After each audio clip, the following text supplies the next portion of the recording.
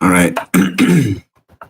So I was gonna write about this, but then I decided I was going to make a video about it because I can ramble and not really have to make much sense to anyone but myself while I do this. And hopefully someone will find this makes sense. Uh, so the other night, so I've been going out with some of my students, kids I mentor, that had coached in wrestling and doing further mentoring. I ended up getting into this drunken debate with this guy on Saturday during the disco bloodbath. And I was dressed in things that I'd gotten from all over the world. Like I just got a kimono. Uh, so I was wearing this whole regalia thing. I looked like a samurai wizard. Loved it. So I'm talking with this guy, and I don't know how we got on the debate of self-development. I ended up telling him, I was like, "Oh yeah, I have been studying war philosophy and self-culture, and this is what I think about." And he's like, "Self-culture? You anyone who thinks about themselves is selfish." And I was like, "Son, all there is the self." And then I was like, "Do you meditate?" And he's like, "No, I don't meditate. I'm religious. I don't believe in that." I was like, "Son, get the fuck out of here. Uh, Meditation is proven to work." And then he's like, "What the fucking point is going off by yourself and being by yourself? That's selfish. Like, that's fucking stupid. Like, you're just not contributing anything. You're just a worthless piece of shit." And I'm like, "All right, do you watch TV?" Yeah, of course I watch TV. I love fucking sports. Uh, do you play video games? Yeah, I love Call of Duty. Do you post on social media? Do you browse Reddit? And do you watch YouTube videos? Do you watch Netflix? So I start naming all these things. And then I'm like, well, those are activities that you do for yourself. But if you're not developing yourself and in control of yourself, then these things are in control of you. And from that, I speak of personal experience. And removing yourself from their control is a lot more difficult than it's a lot more, it's like more difficult to do than it is to say. I read this article last night um, about how when we want to make change, if we say that we're going to make change, and if we don't make the effort, of course we don't make change. And it's the same thing that when I was in inpatient treatment in the VA back in 2017, I was grieving hardcore over the loss of my son and his mother from my life, and not knowing what to do, and feeling like my life was draining from me, my body was dying. And I felt like no matter where I tried to move emotionally, if I wasn't still and in pain internally, uh, it would be like hooks in my flesh and just like ripping me apart. And I couldn't figure out why. Turns out, I believe there is such a thing as broken souls and nasty things that attach themselves to us. Um, but what the VA showed me is so I I like to do a lot of reading. I have a lot of knowledge locked up in my mind. If whether it's true or not, it depends on your perspective, I guess. Uh, and lots of it is testing, and um, because I realize the more shit that I know, the less I really truly know. But there's a good thing about that. As long as I know myself and how I can encounter problems and solutions, then I'm good. So, anyways, back to this kid. Sorry, I just smoked a bowl, so I'm like really in that.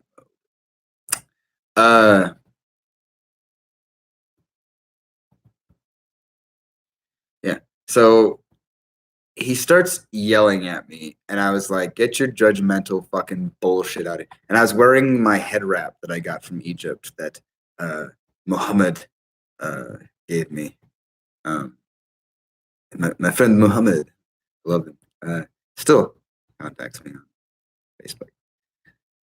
He called me a dirty towel head, and as much as I disagree, like I don't disagree with the Muslim Islamic people, I disagree with religion in general.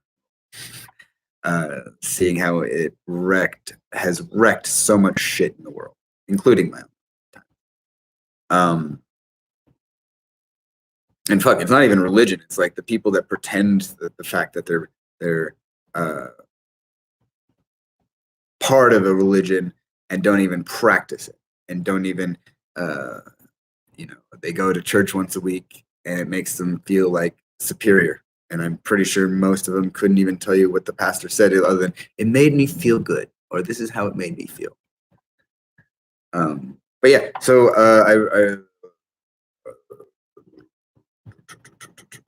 this guy, motherfucker. I got into an argument, almost got into a fight with this guy, and I'm like not trying to pick a fight with this guy, but I'm telling him to back off, posturing. And I'm like, oh, do you want to make something of this? And of course, his girlfriend's there, and she looks at me with abject terror in her eyes. And her friend, cute friend actually, was like, came over and apologized. She was kind of listening and to what was happening. And I'm like, look, I'm not trying to make trouble here. I'm not trying to what did it say? He said proselytizing. And I'm not trying to proselytize anything here. I'm trying to talk about concrete evidence that meditation and developing of your control of your thoughts and emotions is a real thing. The VA itself showed it to me. Like when I was sitting there with all this fucking knowledge, not knowing exactly what I was going to do with it, like how am I supposed to apply this? If I sat there and I applied it directly, I wasn't sure if I was getting anywhere. I was pushing against a brick wall. And then it was like almost like the VA had to show me this one piece for it all to fucking click. And I don't know why I've never seen this before, but they showed us a video of a Buddhist monk attached to a thing, cerebral reader, basically cerebro, for all you nerds out there. But he's like, I'm going to be happy. And literally his fucking brain lit up and he was happy. And he was releasing serotonin and dopamine and all sorts of shit. And they're monitoring. And this was another thing that the VA gave me, is that it gave me these sheets that you do, like when you have this, like when you have a definitive answer in your mind and like, I can't do this, like you got that fucking hook in your heart that just won't let you move. And you're like, I can't fucking do it. It's just, I'm too weak. Well, they gave me this worksheet that makes you challenge that. And it's not pleasant. Especially when you're being really, really fucking brutally honest with yourself. But what I've learned, in fact, the last video that I did was pretty much a development of my entire time in the VA, inpatient. Well, both times. Basically, my own method of what I learned in there, and if it helps others, like it helped me, fuck, no, take it. Do what thou wilt, shall be the full of the law. Love is the law. Love under will. Do it. Take it. Because being a Christian, growing up, it was really, I guess, being a pastor's great grandson, is a different universe especially being from a family who's always been about generosity and authenticity, and being an intense player in the act of life. And that might be actually what drew me back to my ancestral roots of paganism, because my family was pagan. We just had a Christian paintbrush coloring coating on it. And, taking that coating off and seeing for what it is, and seeing that we can color it however it is that we fucking want, probably has really helped me develop this sense of self. And not only that, but being an athlete, being a wrestler, and knowing my, orientation with the universe anywhere on the mat. And then following what my grandpa said once, he said, the world is a wrestling mat. And looking at how wrestling is depicted in the Bible, it's the oldest sport in the world. And the first time it's depicted in the Bible, it's Jacob is wrestling with God. And it could be also termed that he's wrestling with his consciousness. He's wrestling with his place in the universe. And he wrestles all night. And there is no clear victor. And being able to have that mindset from a very young age. And my uncle did this to me once when one of my first wrestling, well, it wasn't my first wrestling, it was like the second year I was wrestling. And one of the first wrestling matches of that year, there's this kid that beat the shit out of me in practice on the wrestling mat. Like, he hurt me. He always wanted to hurt me. And it was like a fight for me to not like be demolished. And that one match of the first year, what was my first match? It was the first tournament that we were at. I don't remember what match it was, but my uncle says, you can quit if you want, but all you got to do is finish this match and then finish the tournament. And we'll go home, and this is going to be the last thing you ever do. And I got lucky in a sense that I moved to a place that didn't have wrestling. So when I wanted to do it and practice it, I basically was practicing it from memory, from what I'd learned in shadow wrestling and watching kung fu movies, Bruce Lee movies, and imitating those. And those years that I had I was distant from wrestling, gave me a greater appreciation for it. And also the fact that I was really glad that my family didn't force me to do it. Like, I didn't suffer the burnout of wrestling that I did in my burnout with the military and with the whistleblower shit. So when I go back to that and take the techniques that I learned for like my healthcare, like even when it's like, okay, my body has felt like it was been wanting to shut down for a long time. And the only thing that's kept me alive has been like fucking force of will and the fear that if I die without fulfilling my oath to the dead is a very tangible thing, actually.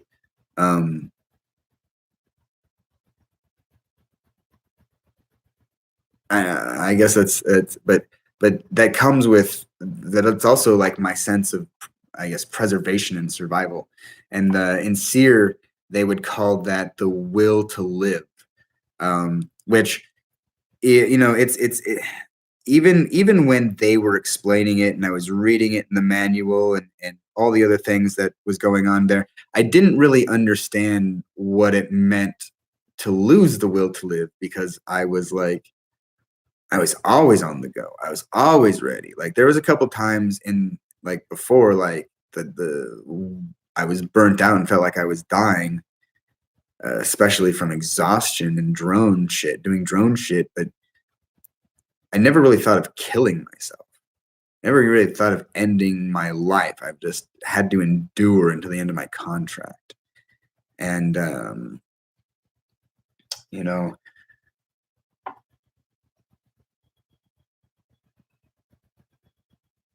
when you have to endure those types of things and you know there's an end to your sentence, um,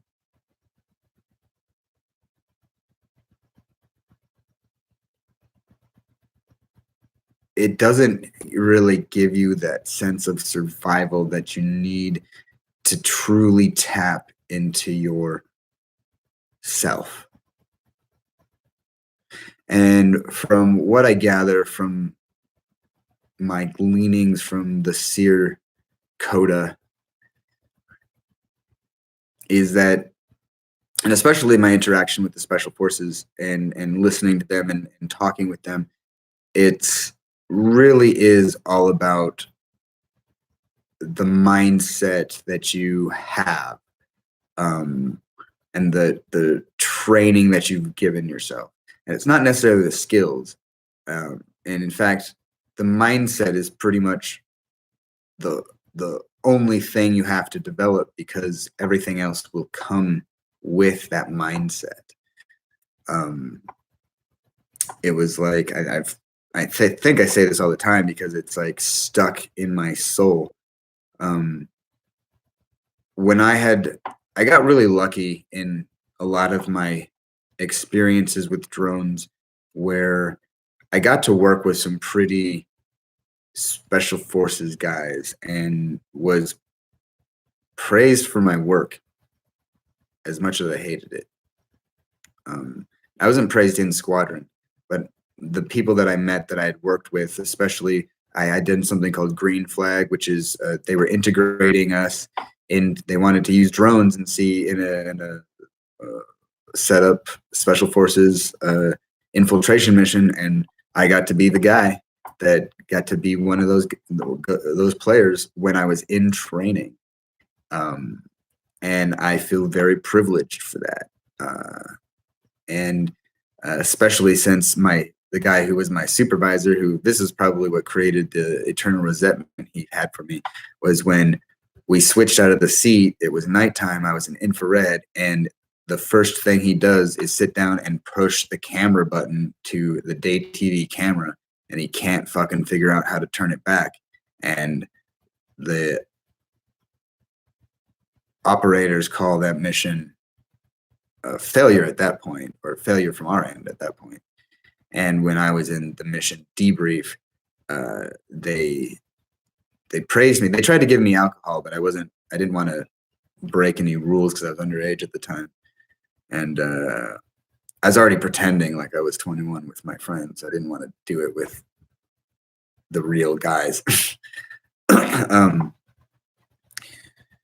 But yeah, like sat in the debrief and they were fucking cool. Like I was mesmerized I remember being mesmerized by them.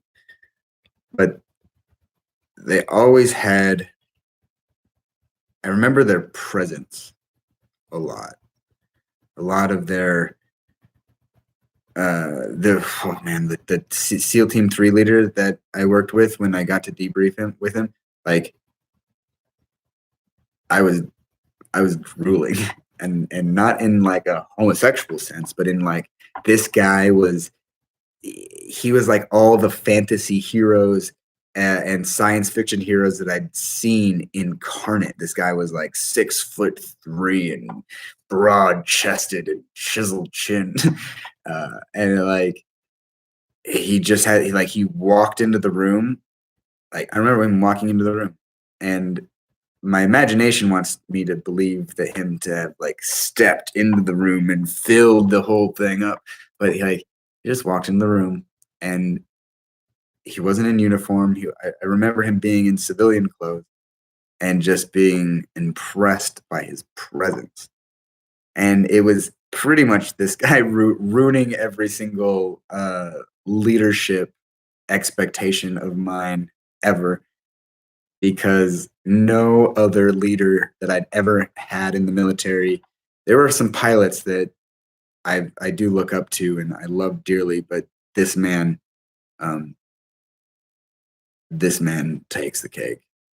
He'd be like, the only person that could beat him would be Jean-Luc Picard, and it might be tough because uh, Jean-Luc is from the future and doesn't know how to deal with today's chaos and trouble.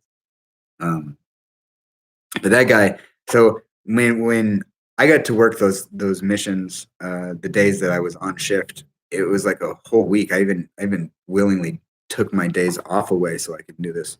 But when we got to debrief him, I was like so fucking excited because this was the first time that we really got to debrief with a team that we'd worked with in person. And I remember probably bubbling over with excitement and annoying the fuck out of my peers. And they told me I couldn't. I was like, I'm gonna ask a million questions for these guys. Like, we gotta, like, I gotta know, like, is there something that we could do better? Like, I was like crazy. And then they were like, shut the fuck up, church. You ask a fucking question, we soap party or whatever it's called. So I didn't fucking say anything. And then as they're leaving, I ran up to him and I was like, sir, would you give me, like, I'm a young, I think it was 21 at this mission. Yeah. It's like February of 2007. Somewhere around there. But I was like, sir, you could give me advice to a young man who wants to succeed and do his family proud, what would you give? Something along those lines. And he said, you will never rise to the occasion, but you will always fall back on your training. And it's not about the skill set that you develop, because you can learn anything. It's all about the mindset that you have. And then he left. The most zen shit I'd ever witnessed in my life. And it was definitely one of those things that got me through the difficult times, especially dealing with my poor leadership. And it helped me develop this sense of what my values were. Because while the Air Force taught us through indoctrination, integrity first, service before self, excellence in all we do, they never really enforced the practice of it. Just had the lip service to it. So when you got to those places that were the in-between zones, like my squadron, where we might have a significant part in what goes on overseas, but we're not in it.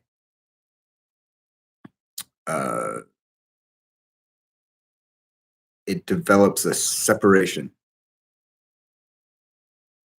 where one of the things that people would tell me is that this is the real Air Force. It's not how the real Air Force works. Like this cynical bullshit attitude. And that is also a measure for challenge, because as there was a lot of good young airmen that I was in with that left because of the bullshit and got out. The stress was too much, and they're right.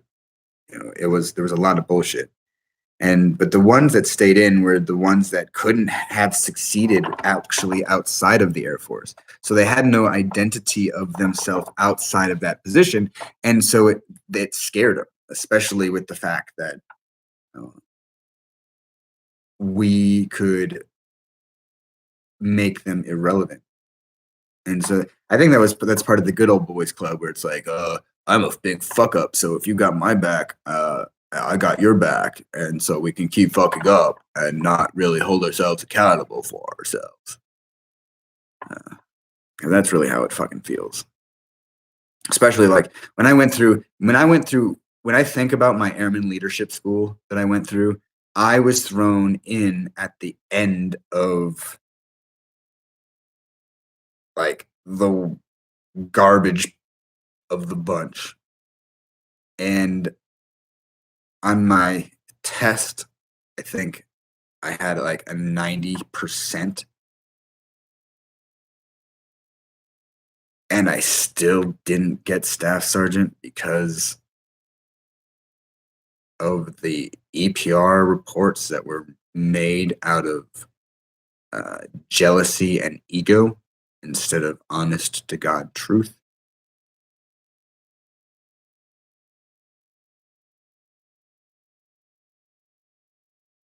And these systems don't allow any sort of personal development, which is really sad because the military could be one of those things that could actually be a useful tool in developing young men. Instead, it makes them into something ugly, vile. And not everyone, but much of the people that I interacted with. This is another thing that I remember when you first get to your base, you have to go through this other indoctrination, airman school type deal, and oh no, that was my Sergeant Davis. Yeah, I mean, I had a lot of good instructor leaders, but my actual leaders in the actual military were garbage.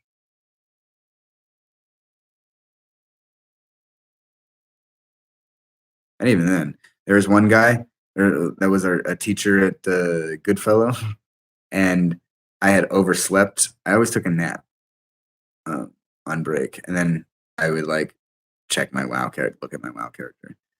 But I had taken a nap, and my alarm didn't go off right. I had set it for the wrong time, and I wake up in a tizzy, and it was like 15 minutes till I have to be to class, and it's like that long of a march over there if I marched. So I don't know where my class is because we have to march together, and so I have to find. So I spend fucking 5 minutes finding motherfuckers who are lounging around to walk me to back to class, and I make it. I'm like 5 minutes early because we get past the chow hall, and I decided to fucking sprint. And so I get there, and I walk in, and the entire class, they're already started on whatever it is they're doing. He says, "You're late." And I was like, "You said to be back at this time." And he said, "I decided that we were going to start early, which means that you're late." And I was like, "That's not fair." I was like, "I came back. I'm on time." And he's like, "I'm the instructor. I say you're late. You're late." And he wrote me up for that. And I felt it was unjust. And instead of getting angry, I cried because that was how I show how I'm apologetic, I guess. I said, "I'm sorry, it won't happen again."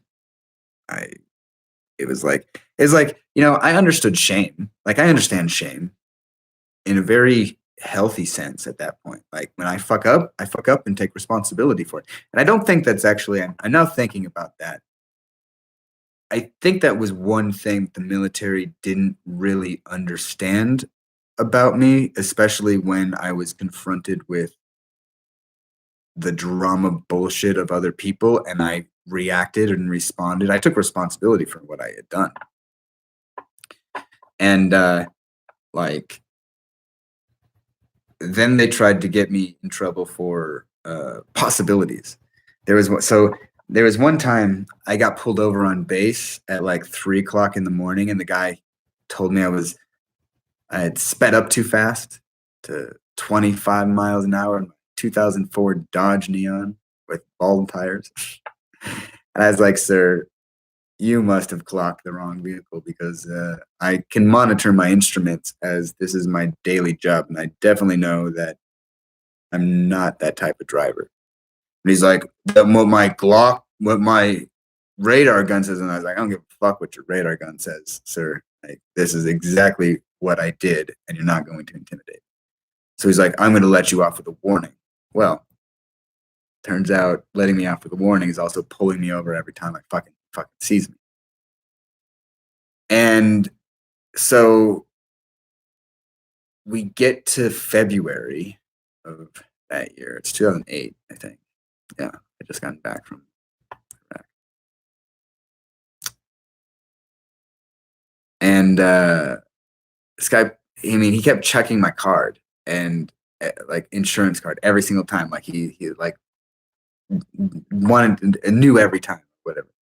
And then he pulls me over the day after. No, yeah, the day after it expired.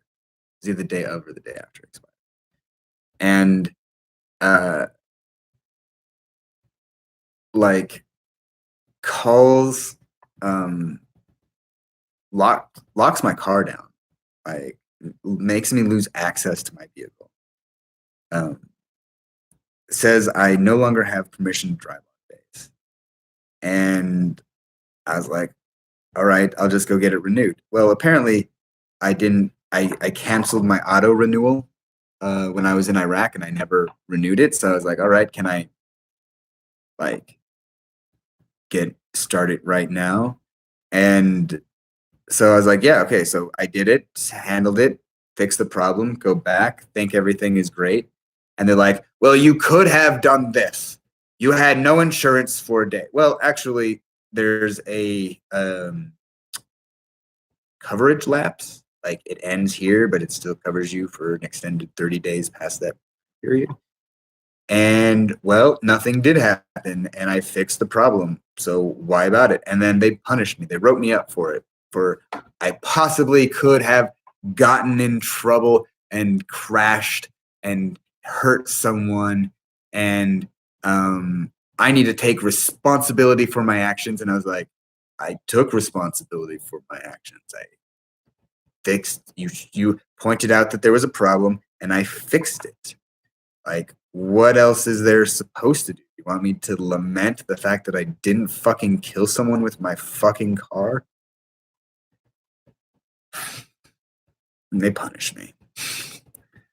But that, like, you know, that's a sign of bad leadership, and that I didn't bow to any of that bullshit. And then when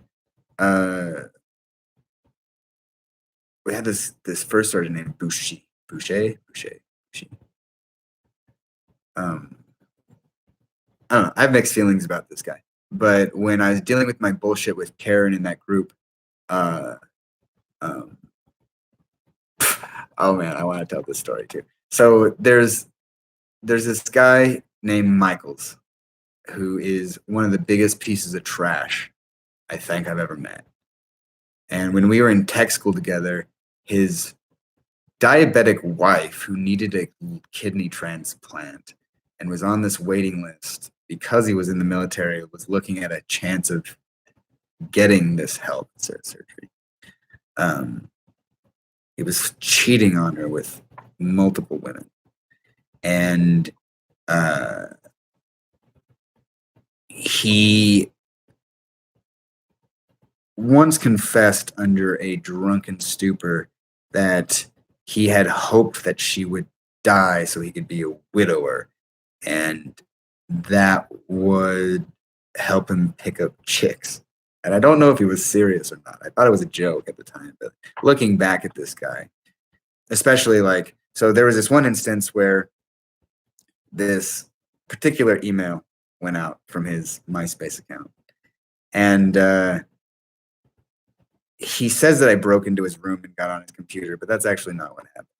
So what happened was the night that was sent out, him and our other roommate, Yulo, come bursting drunkenly into my room, and they get on my computer, and he logs into his MySpace.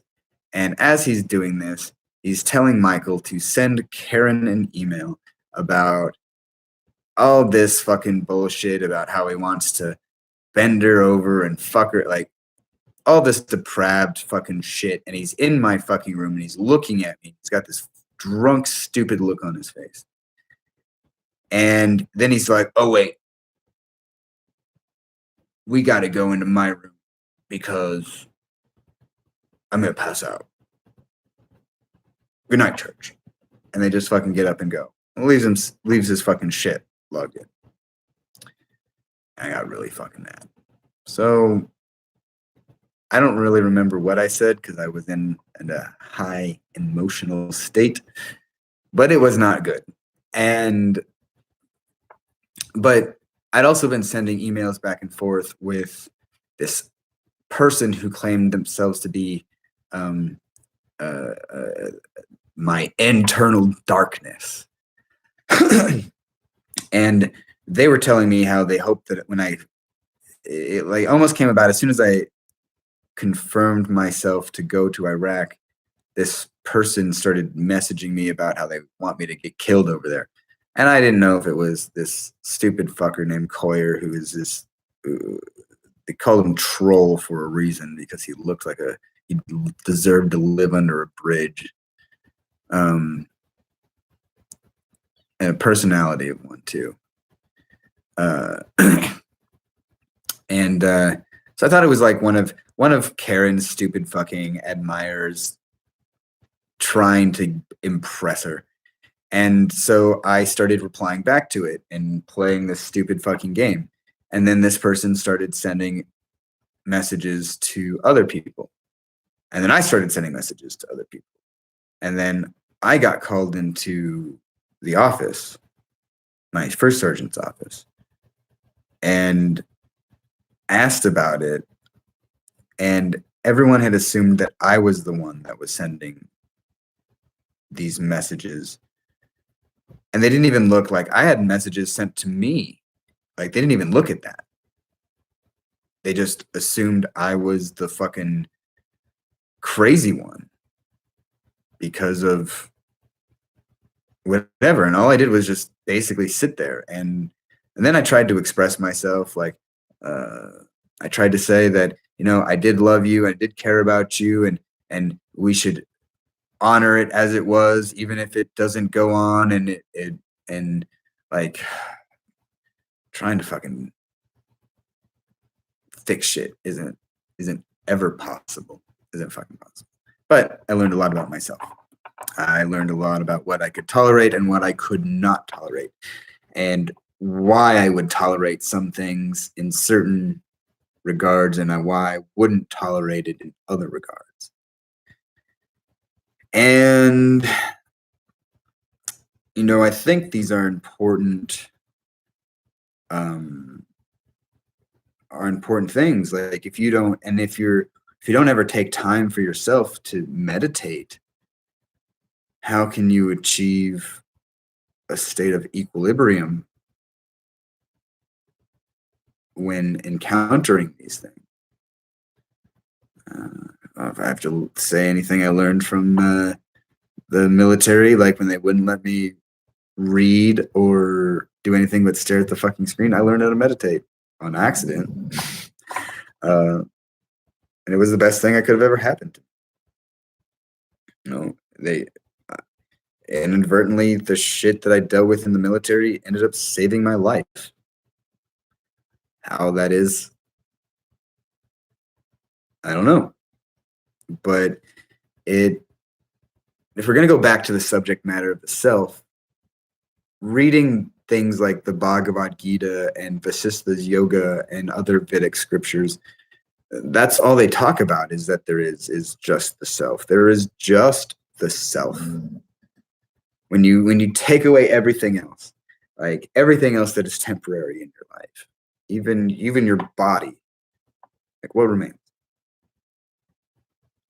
And how are you going to find that when you're caught in a tumult of emotions and thoughts that, maybe some of them aren't even yours? There's this game named Senua's Sacrifice that has really opened my eyes, because I've met some schizophrenics, but that what I recognize in that game is it's no different than the state of an oracle or a shamanic state that similar to the ones that I've experienced, but I've actually never heard voices. Except for there's been my own, I have my own thoughts, and it's like sometimes my subconscious echoes my own thoughts back at me if I'm not paying attention, and brings my attention to something. But other than that, I've never heard ghosts or the divine or any of that type of shit, which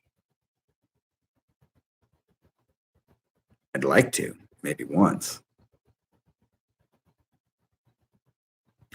Maybe not.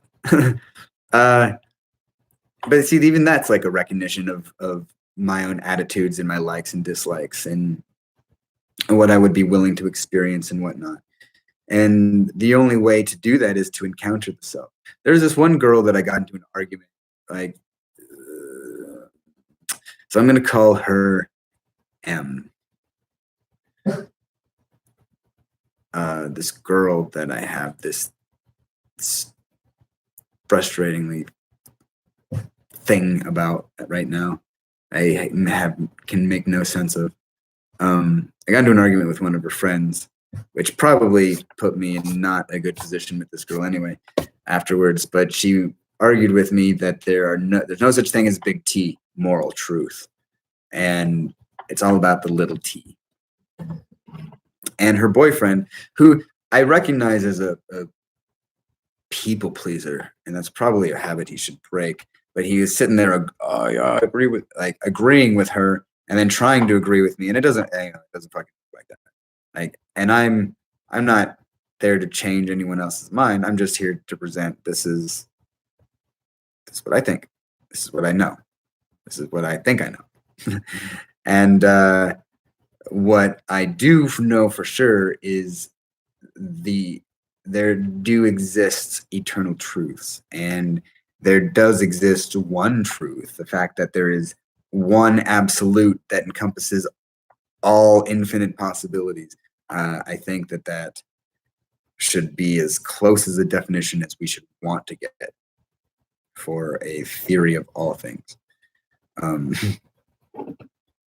But that also means that we have to develop a relationship with that absolute and figure out what it is that we're here for. Because we're not fucking here to go do labor and work for someone else.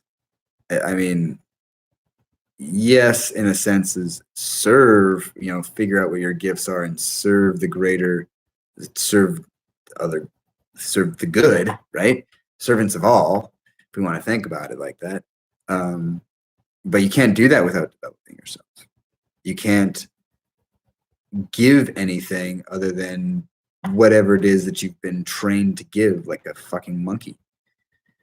And so this girl was giving me the leftist diatribe of moral relativism, and I was disagreeing with her because I was saying shit like, well, when someone expresses love to someone and it's genuine and true and authentic, you recognize it. It's unmistakable. I've touched that thing myself, that piece of source.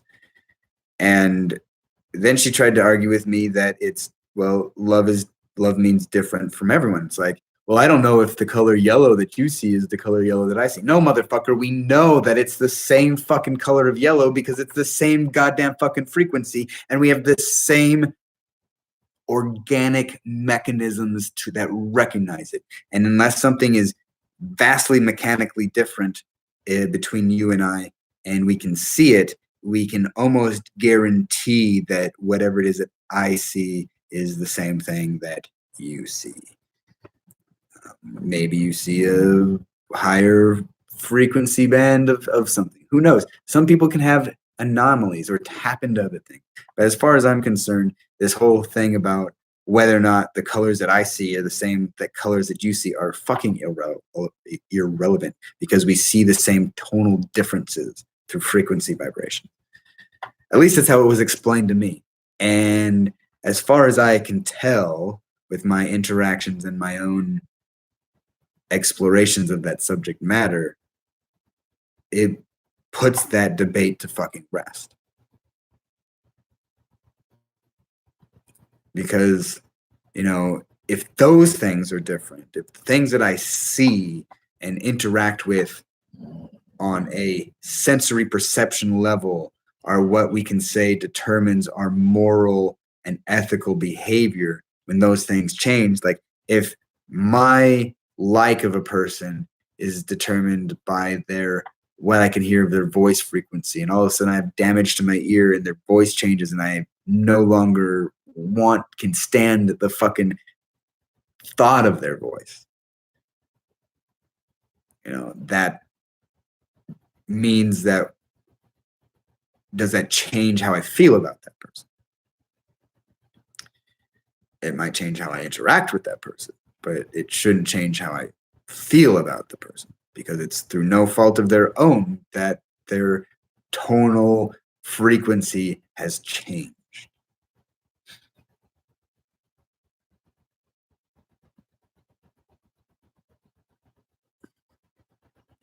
And if we're going to speak about change at the moment, I understand that change happens, but it doesn't just happen spontaneously. There's a cause and effect of everything. And the bullshit that I fucking get when women use me, I'm just fucking sick of it. No, that's one thing I learned about myself, is like what I will not tolerate anymore. And since I won't tolerate other people's bullshit, it must go to stand the fact that I won't even tolerate my own. In fact, I tolerate my own even less. I can tolerate other people's bullshit because I understand that most people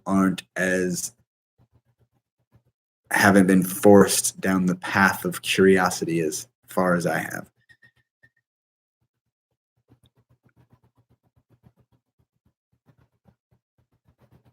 But that still doesn't give away a responsibility for our own personal development. I've been talking, like, okay, a lot of my students that I talk to and mentor, I want them to be as powerful and as whole as they can feel themselves to be. And well, I want everyone to be like that. But when I specifically work with these kids, I try to encourage themselves to feel what it would be like to be a whole person. And what that means is being satisfied with yourself without anything external being necessary for that satisfaction. So that comes from behavior and attitude, I believe. And for myself, I've always been pretty satisfied with myself. The things that I've been really frustrated with is that I've been really far behind on my social development and kind of forced along the hermit's path. But I'm a sexy hermit, so I attract a certain type of person. And I never really had the sit down male talk of this is how to interact with women. And like my grandpa, the only thing that he said, listen to what they say and be attentive. That's all you need to do. Yes, sir. But it's like I do that with all the women in my life. So, yeah. But anyways, which, you know, even my interaction with women is completely different because I don't see women as sexual objects. I never really have. I've tried. You know, I love I love the feminine form, and I never really liked porn. Um, in fact, I was mocked for saying that in the military because I didn't really feel like I liked watching it as far as like the woman, but I never really liked watching the dude.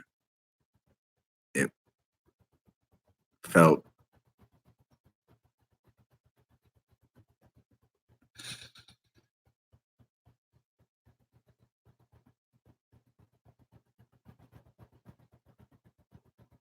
I felt like I was like, I guess because of my Christian upbringing, like I was watching something sacred be violated, and I never thought that. I, I always thought the feminine form was beautiful and should be acknowledged and worshipped. In fact, that's actually what a lot of how I felt intuitively. I was um, always around women, and so I never thought of my place as. Yeah, I knew I wasn't part of them. I knew I wasn't like. I knew I wasn't a girl. I didn't have the same interests as them, but I was with them a lot, and I adapted. And adaptability is key to survival. Uh, Key to air power is adaptability, flexibility. Um, and so yeah, I never really had the birds and the bees talk. Um, I had to figure that shit out myself. And I never figured out the game. Okay, when I was in Vegas, there was these guys that in my peer group, I guess they were followers of the game, and it was like this Bible looking book of how pickup artist shit. And I read it, and holy fucking, I mean,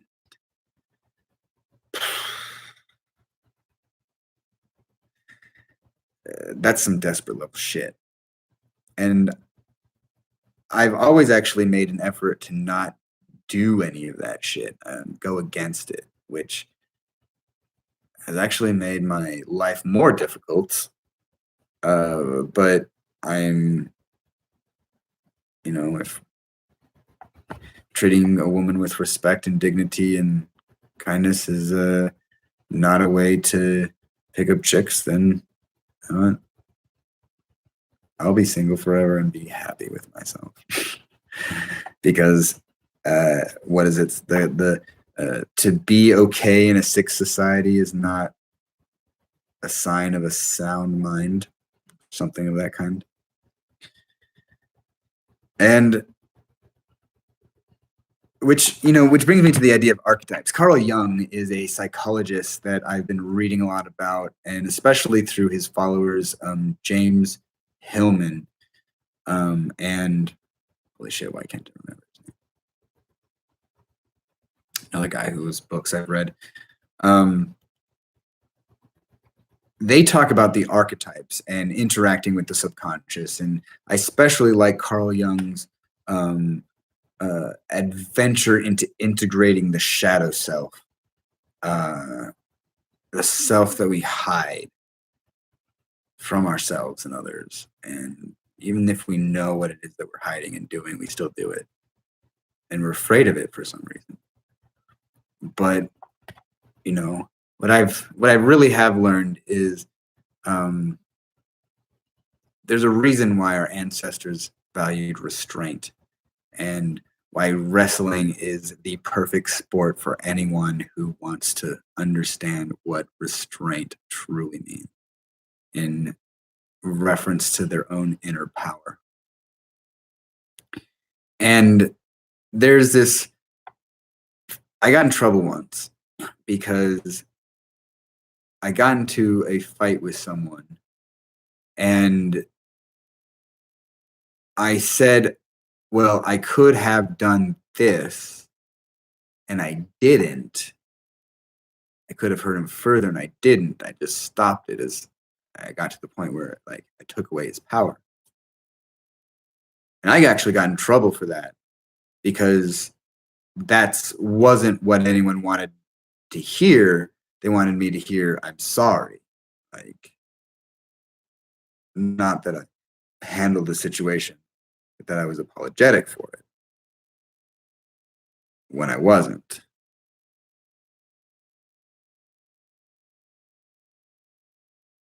And that was another challenge. I mean, all those are challenges to the self and character and moral and even the other day I was at this place called Flying Squirrel in here and in Missoula, and it's this trampoline place, and I'm sitting there jumping along. It's Halloween, of course. It was yesterday. It's Halloween. Didn't really feel like anyone was going to be there, and I kind of felt like we'd have a little bit of it to ourselves because everyone would be trick or treating or partying.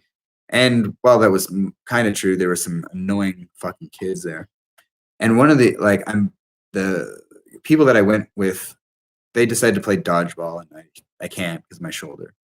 So I decided I'm going to still jump, and this little girl comes over to me. She's like, "You look like you're having fun." Like, yeah, I'm having a lot of fun. Are you having fun? She's like, yeah. I was like, what are you dressed as? Oh, she's like, you look like Jack Sparrow. I had like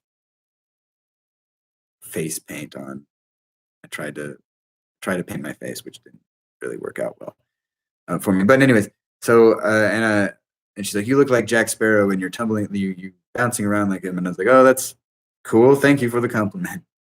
And after I said that, she's like, there's this secret hiding place in the corner. Do you want to go over there? And I was like, what the fuck? And then I looked at the guy who had brought her, and he was laying on the couch, and he was this fucking fat piece of shit with a trucker's cap and a grotesque beard and dirty sweats and dirty black pants, jeans. And so I don't know what to do. So I go over to, so we try to get away from this kid. I get the people that I'm with. I go over to them and tell them what's up, and I try to get away from this kid, and she keeps following us around. And then like I go to pick up this jousting pole thing, and she runs smack dab fucking head first into my head. Actually, right here where I got knocked on the fucking, it's a log. I get up.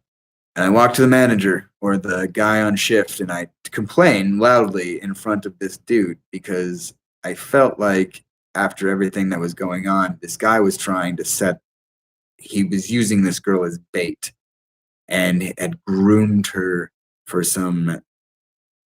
luring people. And the only other choice I had was I knew that if I was going to confront this guy, I would have fucking grabbed my knife out of my pocket and stuck it right in his throat. I wouldn't have asked a question. So we're on the subject of restraint. And when we think of the self and the integration of the shadow, we have to understand that we are capable of doing all things, all good, all bad. We are capable of it. You can imagine it, you can do it. But Aristotle says that the sign of a truly educated mind or intelligent mind is being able to exercise a thought without acting. And any idiot can kill another. But it takes a true human being to discipline themselves to not reacting to people's shit and to being a better person than the ones that we see around us simply for the sake of being better people.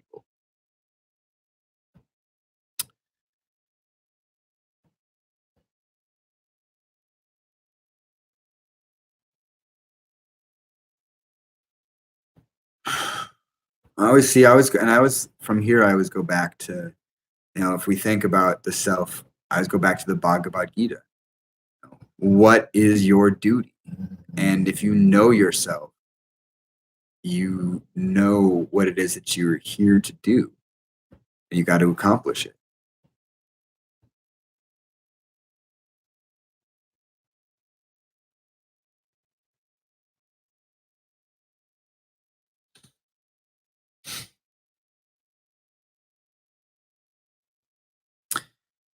In the ancient world, there was a phrase called "Note Teipsum," called says Note Teipsum. It means "know thyself," and the phrase that goes along with it is, "O ye who wish to probe the arcanes of nature, you who do not recognize the excellencies within yourself, why do you search for excellencies outside? For within you, O man, lies the treasure of treasures. Know thyself, and you know the universe, gods." And today we live in this world where I like to use this phrase. I made it up. It's mine. Where we have artificial intelligences and algorithms that know us better than God or Santa Claus. And we're manipulated. Our information is manipulated. So if you do not know what is true that you are being given, you need to find the truth that lies within you.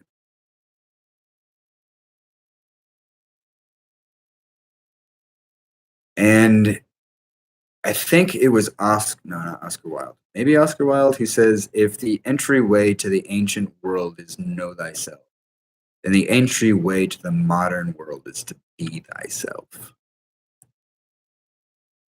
And in a world where people are more concerned with how large Kim Kardashian's ass is and praising a woman who isn't a woman and electing a fake businessman reality star who worships genocidal maniacs and believes himself to be a god emperor whose followers are some of the most desperate and stupid people I've ever met, but equally could be said about the people who desperately are opposing him without offering any solution other than an equal swing of the pendulum to the left.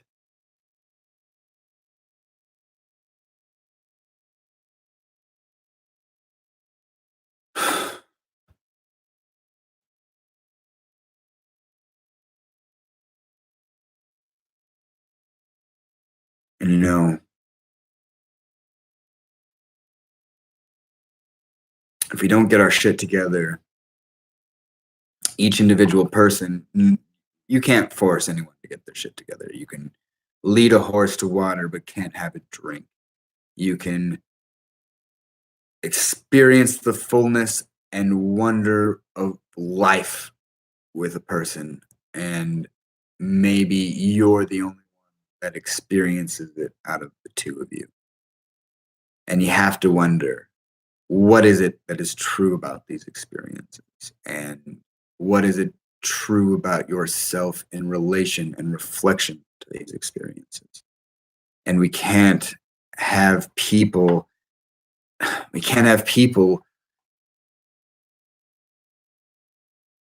doing mindless activities anymore. It's just killing us. It's destroying our civilization. It's destroying our world. We have to be better. And we have to know ourselves. And anyone who gives me this fucking religious bullshit, I think that's my next war, is a war against religion. And not against just religion in general, against dogmatic thinking, because the fucking scientific minded people are so into, like, instead of looking at this is how it works, that's all there is, right? There are people that deny, I guess, what we would call spiritual truths because they don't have any scientific correlation. But my responses to that is that you haven't pulled back the covers far enough. The truth's out there.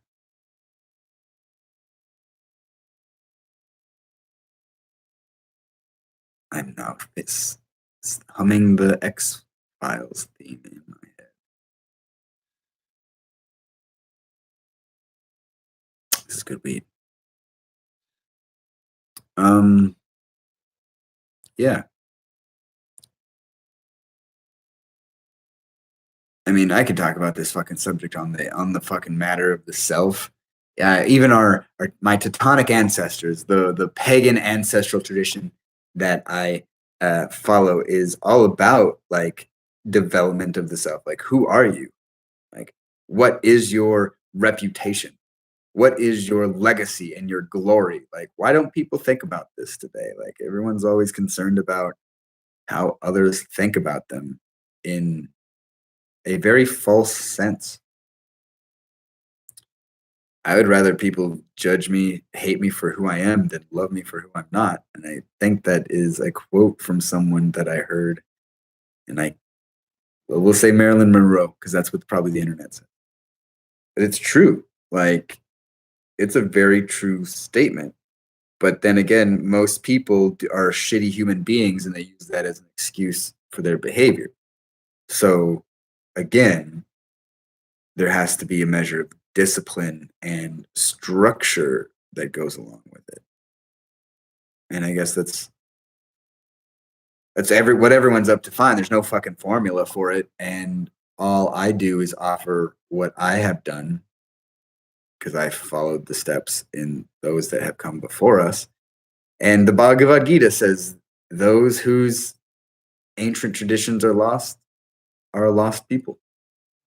And I think that the white people are a lost people. And Christianity is just that which keeps us wandering the desert when we have God pointing the way. And if God is the universe and nature, all you got to do is pay attention to it. Sit down for a moment with yourself, be quiet, and say, "Dear universe, what do you have to say to me?" When you're with yourself, try to erase the barrier between you and the universe with a magical erase marker. And even try to find your center, like your core, your source, thing from which all life springs from you. You know, these things are real. I read about them for so long and I didn't really believe them. They were all just theory and interesting. And then the VA showed me shit and then I started practicing it. And then when I went beyond the practice, I had to live it every day. I have to live it. We have to live it. This intensity of life is part of our Teutonic heritage. It's part of our human heritage. And how can we be part of a greater whole if we don't know the role that we're supposed to play and who we're supposed to be? And the only way to figure that out is to challenge it, to place yourself in uncomfortable positions, to risk it. And if anyone was to follow my advice, if I were to give one piece of advice on this thing,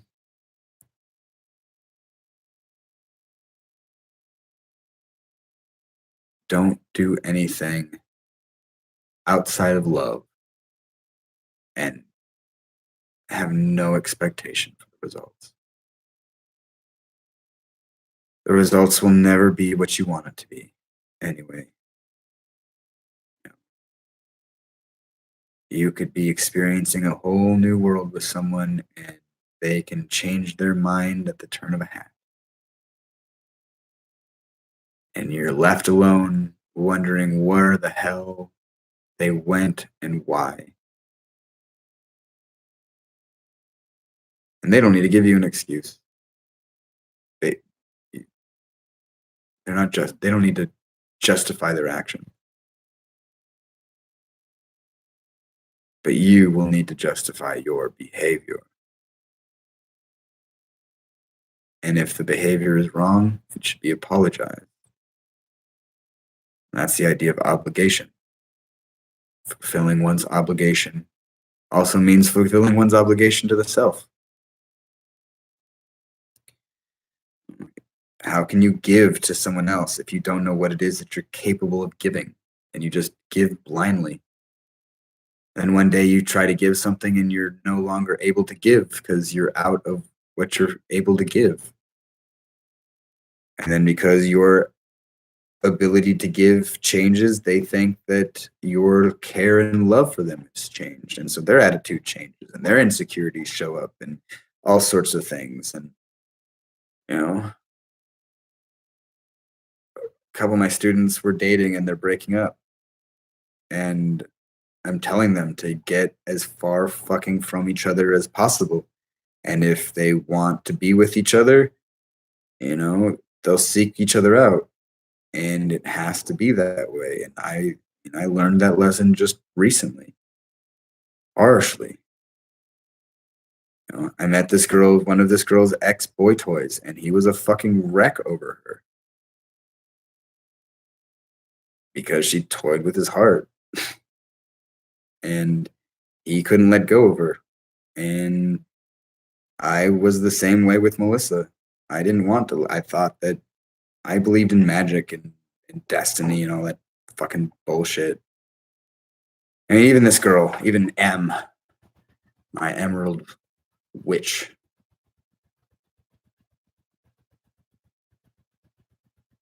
She was all into the serendipitous shit. I mean, unless someone is manipulating reality directly, there's so much serendipitous shit with this girl that it blows my fucking mind. And I would rather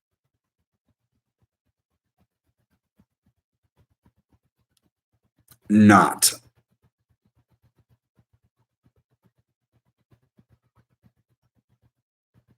go through another instance where I was used again and believe it was something else.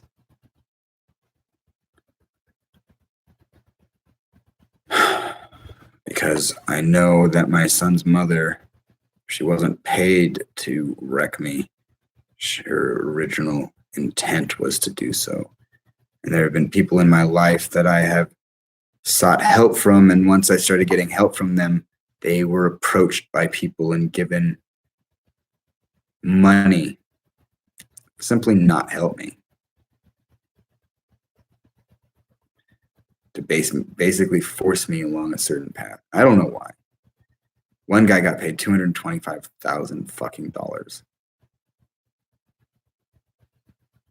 to kick me out of his house.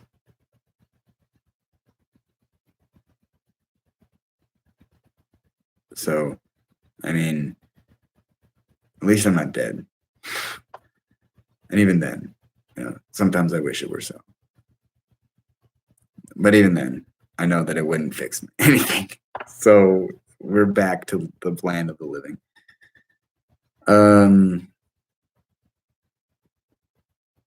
Yeah. I think I rambled pretty good on today.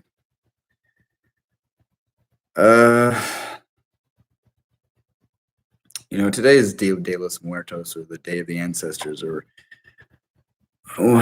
Day of the Dead, or whatever you want to call it. And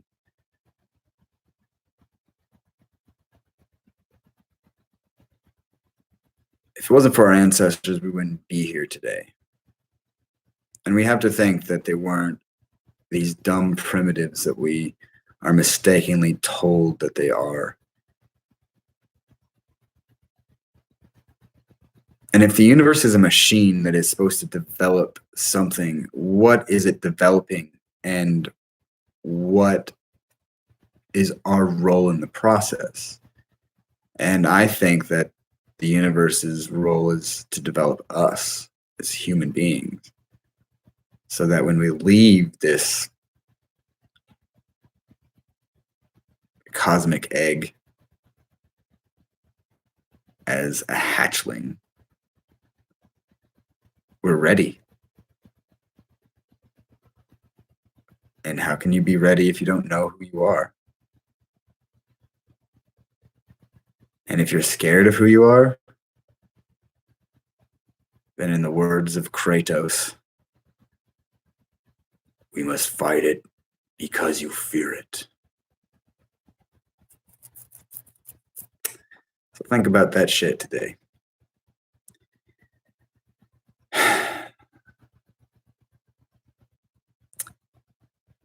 And I guess as we start the winter season,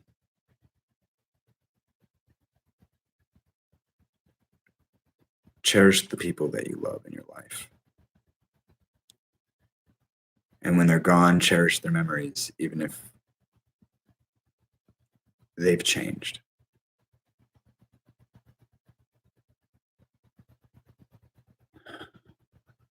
And please always value what you can give to others, no matter how it is that they take it back.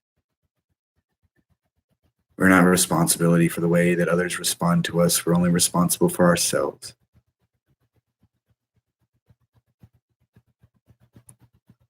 And those types of actions need to be tested and learned.